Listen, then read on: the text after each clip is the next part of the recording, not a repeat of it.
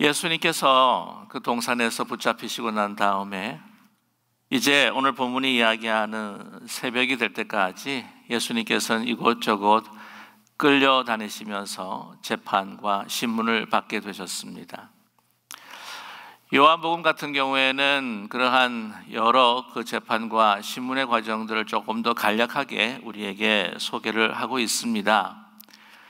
요한복음에는 안나스가 먼저 예수님을 끌고 와서 신문하는 장면들을 기록하면서 오늘 28절의 말씀을 보게 되면은 다른 공간보고서가 이야기하는 산헤드린 공회원, 특별히 가야바 대제사장, 당시 대제사장을 위시로 해서 진행되었던 산헤드린 공회에 대해서는 간략하게 소개하고 있습니다. 28절에 그냥 그들이 예수를 가야바에게서 관정으로 끌고 가니 새벽이라 라고 이렇게 간단히 줄였다고 하는 것이죠.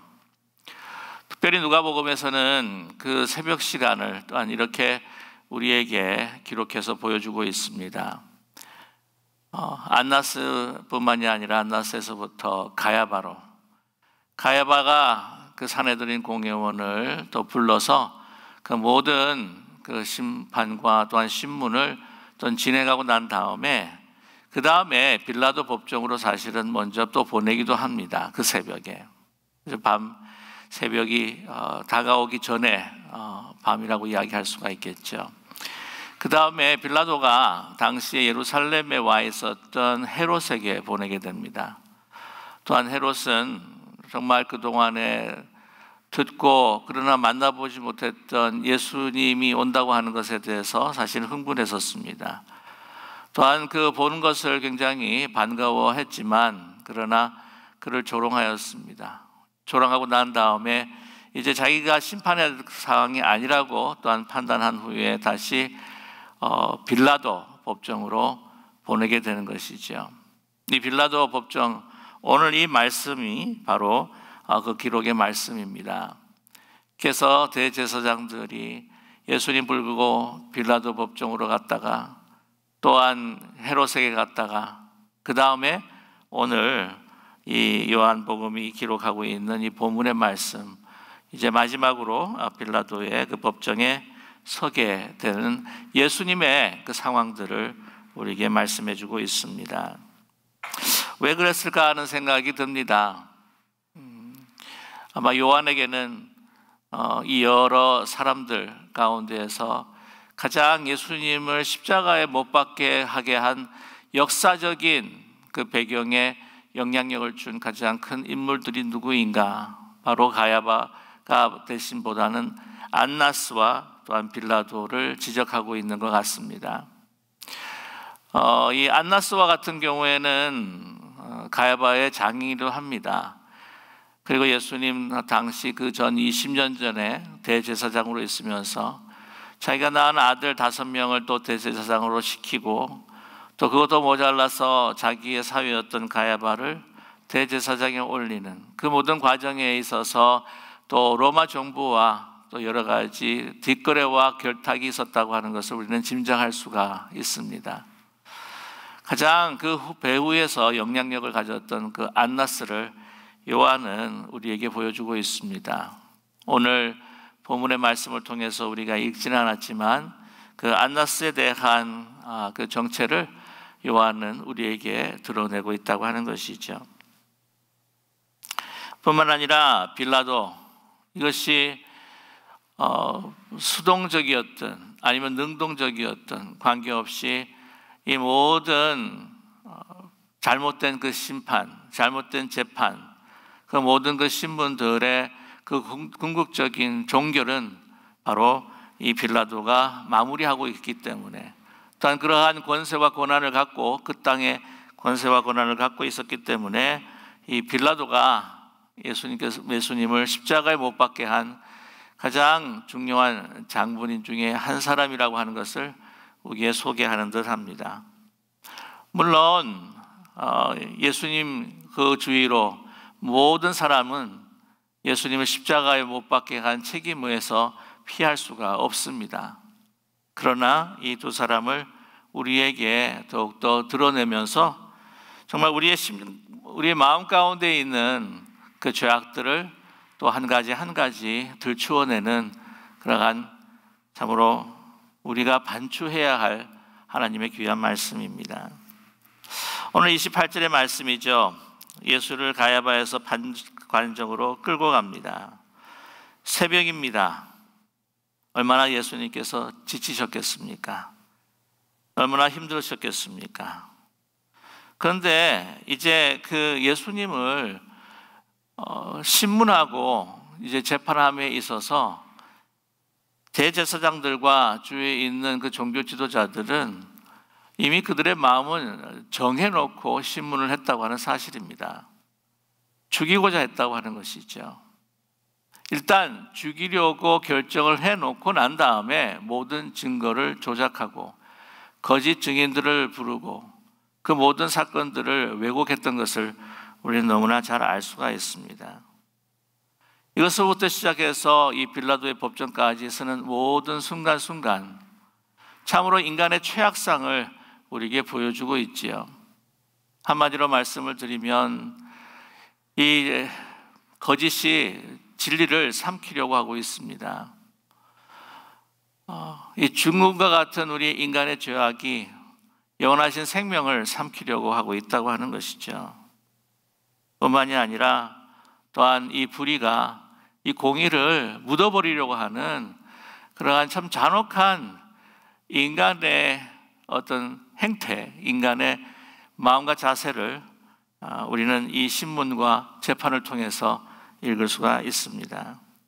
특별히 오늘 말씀 보게 되면은 이제 그들이 빌라도의 관정에 들어가고 싶지 않은 이유를 우리에게 설명하고 있지 않습니까? 6월절 잔치를 먹고자 하여 관정에 들어가지 아니하더라. 당시에 이방인의 집들을 밟게 되게 되면은 6월절 잔치에 참여할 수 없는 율법이 있었습니다. 그렇기 때문에 그 율법을 지키기 위하여서 지금 빌라도가 그의 힘이 필요한 가운데 있지만 그의 뜰에 들어가지 않았다고 하는 것이죠.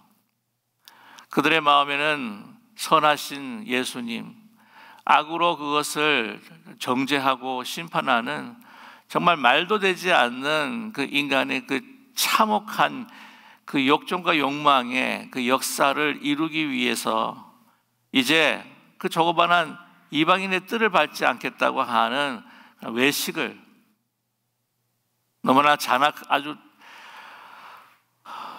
몸서려 칠 정도로 정말 포장되어 있는 그들의 외식을 우리는 볼 수가 있습니다.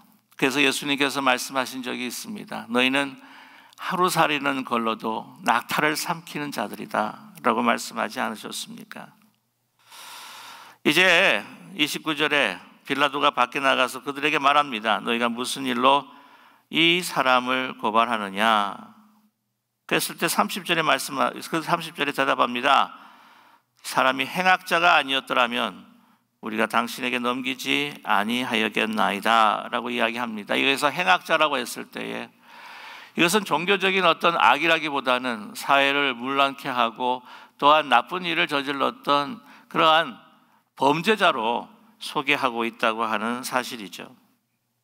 31절에 빌라도가 묻습니다. 사실 이제는 너무나 귀찮았을 것입니다. 너희가 그를 데려다가 너희 법대로 재판하라.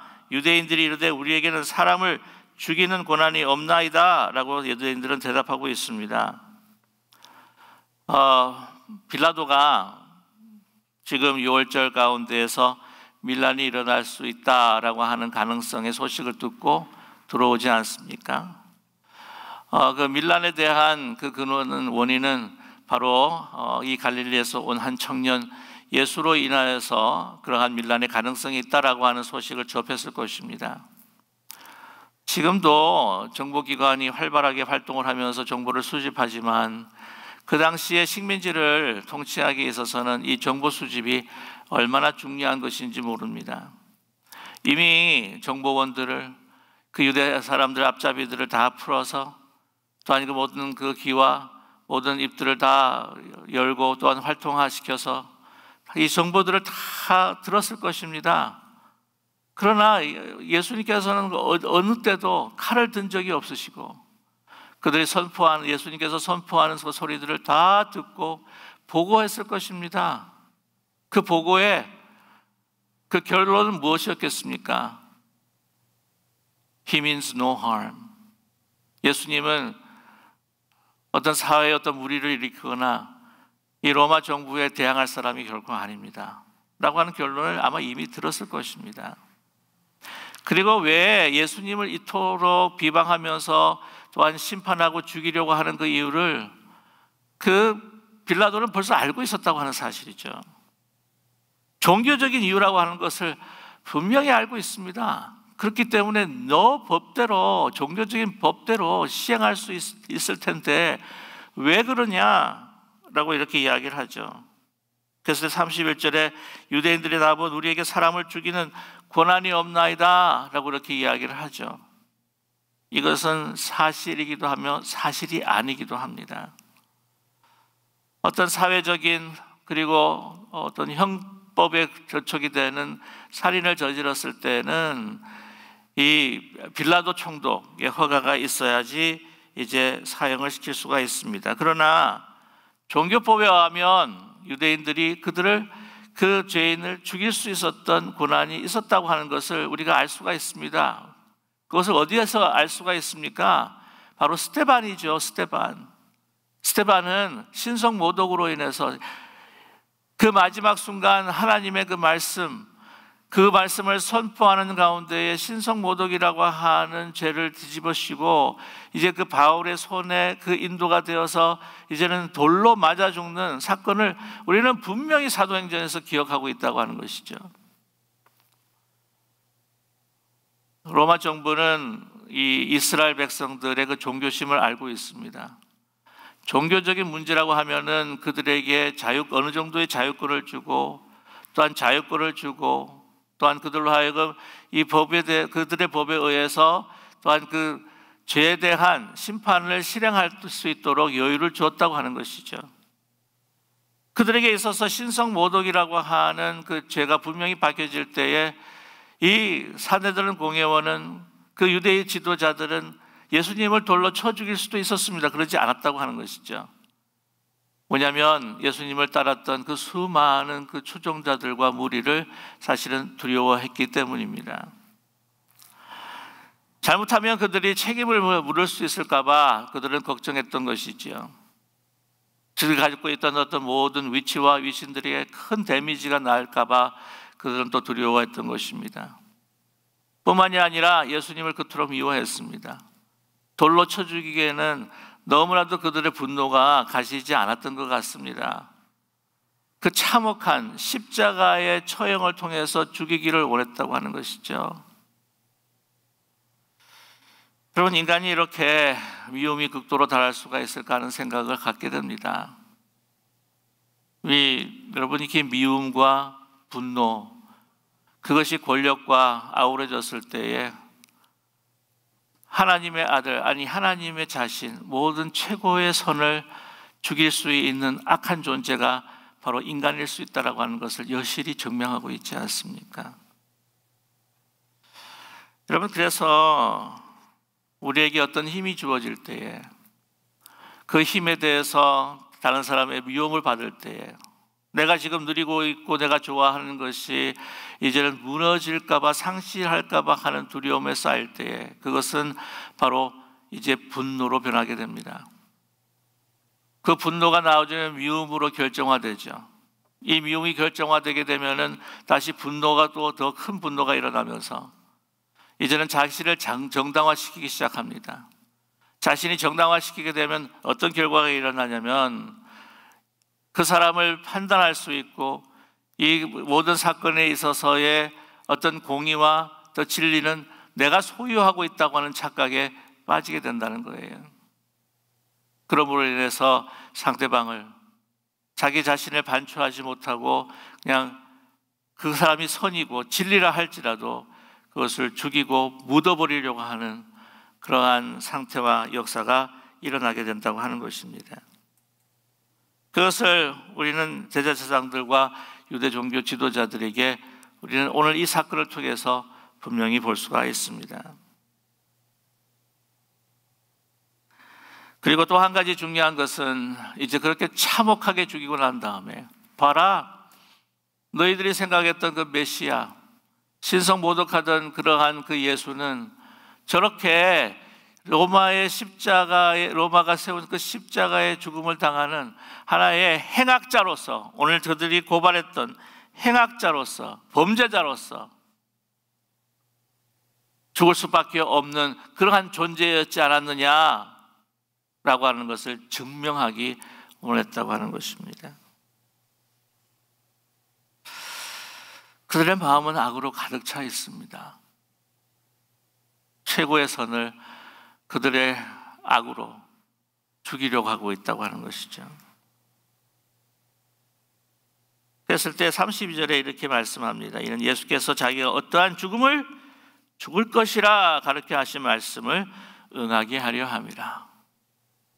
그들이 이러한 정말 잔인하고 잔혹한 괴계를 사용을 하여서 어떻게 하면 예수님으로부터 모든 것을 다 탈취하고 그의 명예와 그의 모든 것들을 다 박탈해버리려고 하는, 생명까지도 박탈해버리려고 하는 그들의 그 계략이라고 할지라도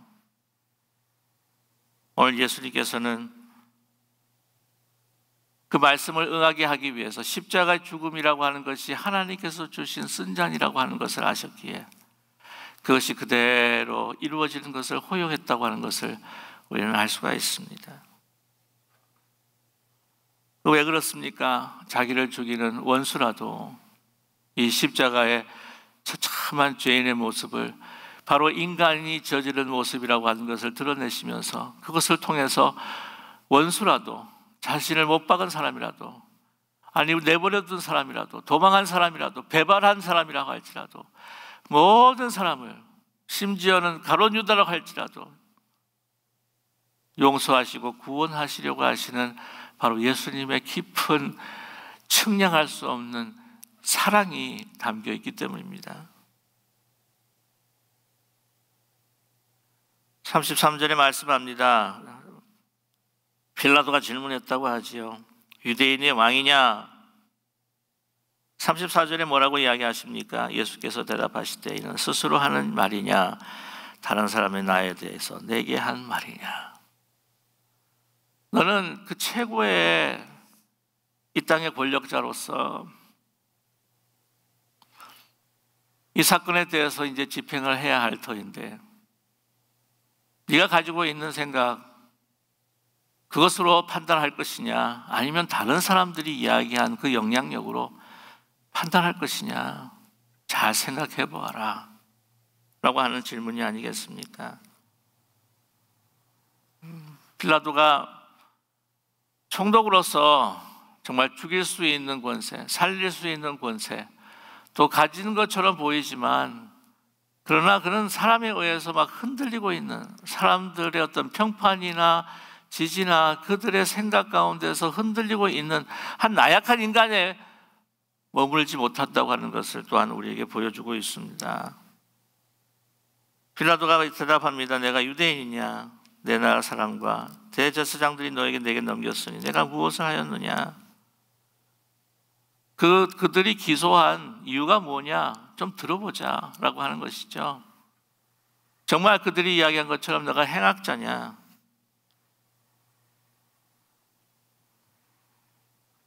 그들이 이야기한 것처럼 정말 네가 유대인의 왕으로서 어떤 정치적인 반동과 또한 선동을 하려고 하는 사람이냐?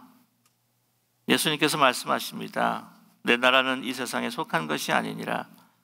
만일 내 나라가 이 세상에 속한 것이었더라면 내 종들이 싸워 나로 유대인들에게 넘기지 않게 하였으리라. 이제 내 나라는 여기에 속한 것이 아니니라 라고 말씀하고 계십니다. 예수님께서 말씀하시죠. 이 세상의 왕국의 왕이 아니다. 나는 너희들이 생각하는 정치적인 이스라엘 왕이 아니다. 그러나 나는 왕이다. 그러나 너희들이 생각하는 그러한 왕국의 왕이 아니다. 세상에 속한 왕국이 아니라고 하는 거죠. 너도 그렇게 생각하지 않느냐? 왕이다, 왕국이다, 된다라고 한다면 세 가지 조건을 만족해야 된다고 생각하지 않느냐? 백성이 있어야 되고, 땅이 있어야 되고, 또한 왕이 있어야 되고, 이 모든 것들을 다 보이는 이 현실로 판단하면서 그것만 존재하는 것으로서 너희들은 생각하지 않느냐? 봐라, 세상의 왕국을 봐라. 어떻게 형성이 되었느냐? 다 뺏고 치고 피를 흘리면서 세워진 것이 아니냐? 만약에 그 세상에 왕국을 내가 세우기를 원했다고 한다면 오늘 말씀 가운데 내 종들이 싸워가지고 유대인들에게 그들에게 넘기지 않았을 것이다. 칼을 들었을 것이다. 나도 칼을 들었을 것이다. 나도 싸웠을 것이다. 그렇지 않지 않느냐?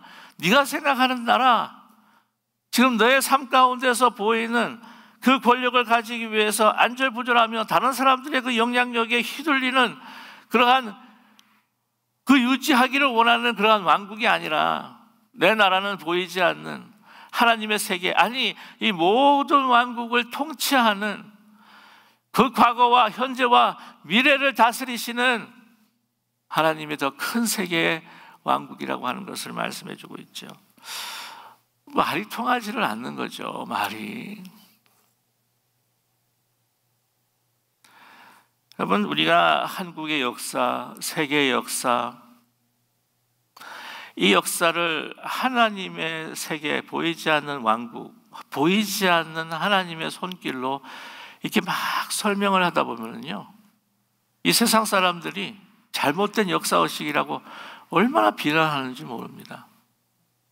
그들이 알고 있고 해석하는 것들은 다 이 보이는 현실로 그냥 인풋과 아웃풋을 계산하면서 그 영향력을 해서 막 그렇게 해석할 수밖에 없다고 하는 것이죠.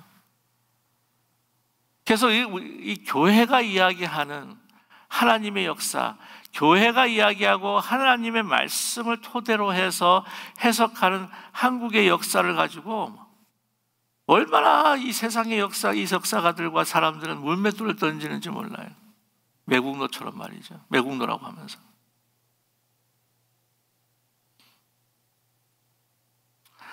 제가 이 말씀을 드리는 건 여러분께서 잘 이해하고 또한 해석할 줄로 압니다.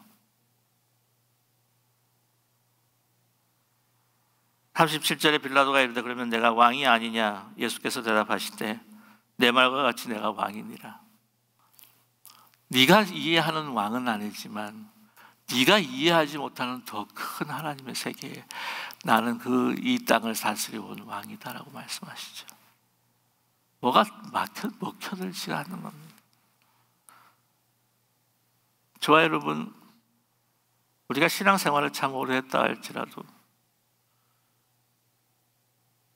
우리는 너무나도 하나님의 그 크고 넓으신 보이지 않는 손길과 왕국을 퍼스펙티브로 해서 그 관점으로 우리는 우리의 삶을 바라보는 것을 망각할 때가 너무나 많다고 하는 거죠. 왜냐하면 눈을 뜨면 우리는 보이는 현실이기 때문에. 그런 면에 있어서 우리의 모든 판단이 빌라도와 같지 않을까라고 하는 생각을 지울 수가 없습니다. 진리가 뭐냐? 묻습니다. 여기에는 잘 몰라서 질문하는 것도 있고, 그리고 여기 안에는 네가 지금 이 상황에서 진짜 진리라고 하는 것을 이야기할 수 있는 상황이 되냐? 라고 하는 것일 거예요. 왜냐하면 그는 평생 동안 모든 자신의 그 명예, 그 왕국을 현실적으로만 생각했기 때문입니다. 그들의 그 로마의 진리가 뭐예요? 로마의 평화가 뭡니까? 강자의 진리가 아닙니까? 무력의 진리가 아닙니까? 센 사람이 모든 공의와 진리, 모든 평화를 소유할 수 있다라고 하는 강자 논리가 아니겠습니까? 힘의 논리라고 하는 거죠. 팍스 로마나 많이 들어보셨을 겁니다. 그것에 깊이 쩔여 있는 사람이라는 거예요. 그런데 지금 다른 사람 다 도망해버리고 따르던 제자도 없고 너 홀로 이렇게 누추하게 매 맞고 피 흘리고 서 있는데 네가 왕? 진리?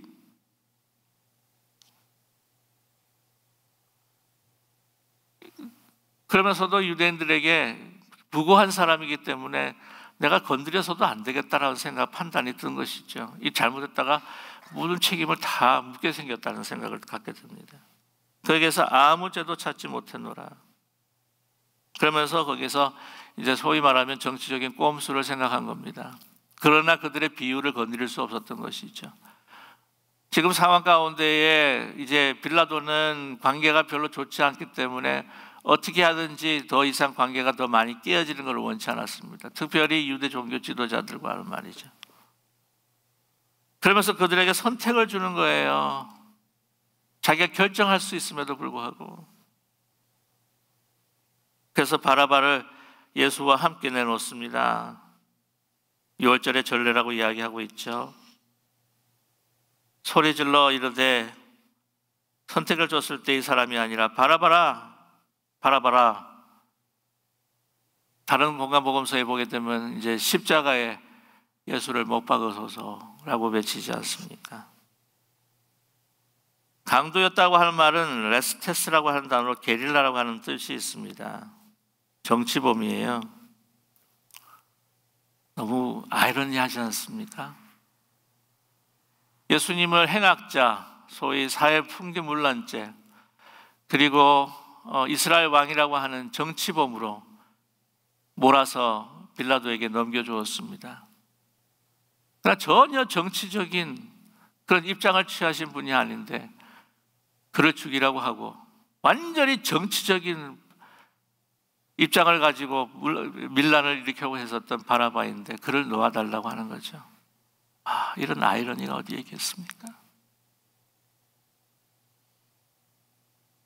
오늘 이 십자가의 사건은 가장 선하신 우리를 사랑하시는 창조주를 피조물이 인간이 그 거짓으로 선을 죽이는 그런 사건이었습니다. 바로 십자가라고 하는 것은 그것이 우리다.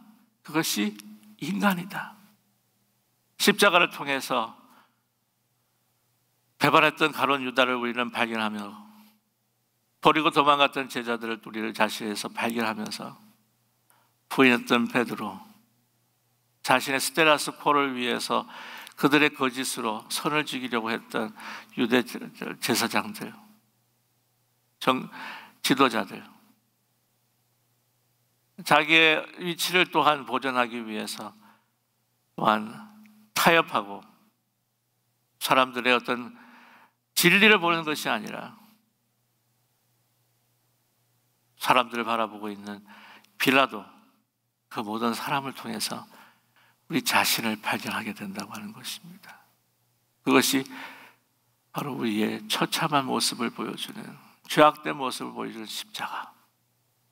그러나 그 십자가를 예수님께서는 다 허용하셨다고 하는 것이죠. 인간은 선을 악으로 갚는 이 세상을 뒤집으려고 했지만 이 뒤집는 것을 다시 십자가를 통해 뒤집으시는 하나님의 지혜가 이제 우리를 기다리고 있습니다. 그 놀라운 부활의 사건이, 용서와 그 사랑의 사건이 우리를 기다리고 있습니다. 저 여러분, 왜 예수님을 떠나서 예수님 안에 거하지 않으면 우리는 구원받을 수 없는 악한 존재라고 하는 것은 아무리 선하게 보여도 악한 존재라고 하는 것은 여러분, 십자가를 보면서 잊지 않고 나를 위해서 죽으신 그 십자가에 달린 예수 그리스도를 온전히 바라볼 수 있는 오늘 이 성금요일이 되시기를 주님의 이름으로 간절히 축복합니다.